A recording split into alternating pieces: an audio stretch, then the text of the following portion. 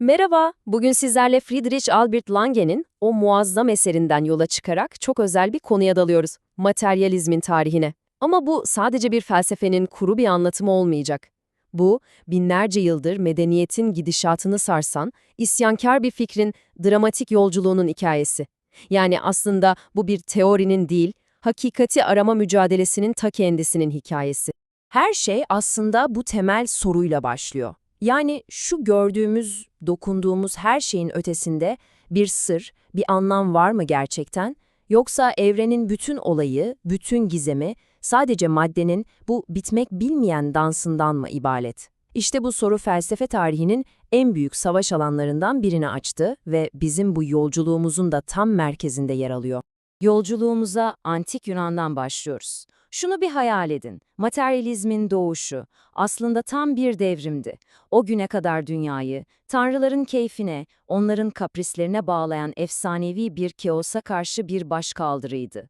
İlk materyalistler çıktı ve dedi ki, hayır, doğa olaylarını anlamak için gökyüzüne değil, tam buraya, yeryüzüne bakalım. İşte o dönemin entelektüel savaşına en iyi bu karşılaştırma özetliyor aslında. Bir tarafta Platon gibi düşünürlerin savunduğu her şeyin cevabını yukarıda, o mükemmel formlar ve idealar dünyasında arayan bir bakış var. Yani yukarıdan aşağıya inen bir açıklama. Diğer tarafta ise Demokritos gibi materyalistlerin yöntemi var. Onlar diyor ki, hayır, her şey aşağıda başlıyor. Yani biz bu dünyayı atomlardan, tuğla tuğla, aşağıdan yukarıya doğru inşa ederek anlayabiliriz. Bu, düşünce tarihinde gerçekten bir kırılma anıydı. Romalı şair Lucretius'un bu güçlü sözü, materyalist düşüncenin belki de temel taşı. Neden mi bu kadar önemli? Çünkü bir düşünün, eğer bir şey yoktan var olabiliyorsa, o zaman her şey her şeyden çıkabilir, hiçbir kural, hiçbir yasa kalmaz. Bilimin aradığı o neden-sonuç ilişkisi var ya, işte o tamamen çöker. Bu ilke, doğaüstü bir yaratılış fikrine karşı, doğanın kendi kendine yettiğinin ve kendi yasaları olduğunun en net, en keskin ifadesiydi. Pekala, şunu görmek çok önemli. Antik materyalizm sadece evren neden yapıldı sorusuna cevap vermiyordu, aynı zamanda nasıl yaşamalıyız sorusuna da bir reçete sunuyordu. Epikuros bu işi zirveye taşıyan isim. Diyordu ki, evrenin atomlardan ibaret olduğunu anlarsan, insanlığın en temel iki korkusundan kurtulursun. Tanrıların gazabı ve ölüm korkusu. Bakın, amaç böyle anlık zevkler, partiler falan değil. Amaç, ataraksiya dediği o sarsılmaz, o dingin ruh haline ulaşmak. Ve sonra her şey değişti. Roma'nın çöküşü ve Hristiyanlığın yükselişiyle birlikte o isyankar fikir kendini 1000 yıl sürecek upuzun bir sürgünde buldu. Artık odak noktası bu dünya, bu madde değildi. Gözler tamamen öteki dünyaya, ölümsüz ruha çevrilmişti. Şimdi aradaki çatışmayı iyi anlamak lazım. Hristiyanlık için dünya, iyi ile kötü, yani ruh ile madde arasındaki bir savaş alanı gibiydi. Madde neydi? Günahın, geçiciliğin, çürümenin ta kendisiydi. Böyle bir ortamda birinin çıkıp her şey maddeden ibarettir ve madde ebedidir demesi, düşünebiliyor musunuz? Bu olabilecek en büyük küfürdü, en büyük sapkınlıktı. Bu slide o fikrin nasıl bilinçli bir şekilde karalandığını, nasıl şeytanlaştırıldığını çok net gösteriyor. Epikürcü kelimesi zamanla tanrı tanımaz, ahlaksız, sefahat düşkünü demekle eş anlamlı hale getirildi. Yani felsefi bir duruş, bildiğiniz ahlaki bir karalama kampanyasına dönüştürüldü ve yüzyıllarca da bu böyle devam etti.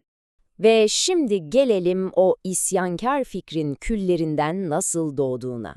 Yüzyıllar süren o derin uykudan sonra, materyalizm, bilimsel devrim ve aydınlanmanın taptaze rüzgarıyla yeniden sahneye çıktı.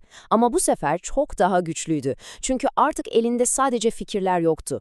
Teleskoplar vardı, mikroskoplar vardı ve hepsinden önemlisi deney ve gözlem gibi müthiş bir yöntem vardı.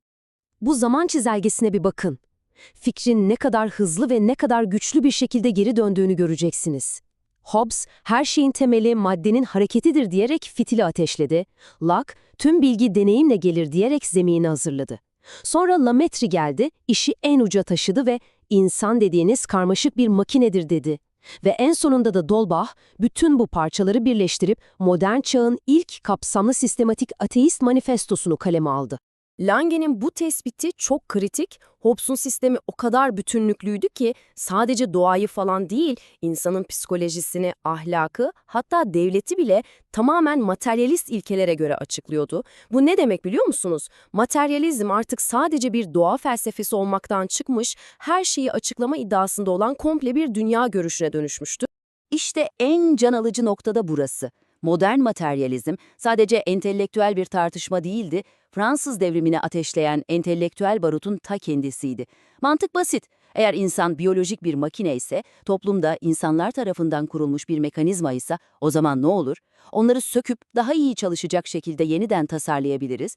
Bu fikir, krallığa, kiliseye, yani o günün bütün otoritelerine karşı açılmış bir savaş ilanı gibiydi.